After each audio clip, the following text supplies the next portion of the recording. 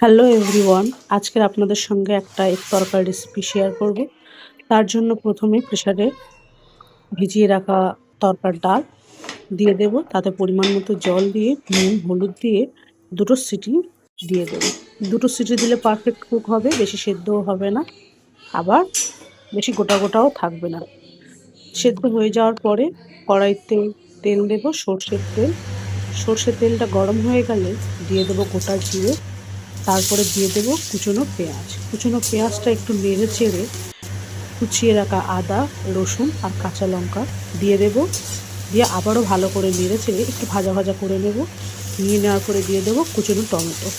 কুচনো টমেটোটা দিয়ে আবারও একটু নেড়ে চেড়ে দিয়ে দেবো পরিমাণ মতো নুন হলুদ লঙ্কার গুঁড়ো জিরে গুঁড়ো ধনে গুঁড়ো দিয়ে নেড়ে চেড়ে আবার দিয়ে দেবো তড়কা মশলা। তড়কা মশলাটা এখানে অল্প করে দেবো, কারণ আবার নামানোর সময়ও দিতে হবে।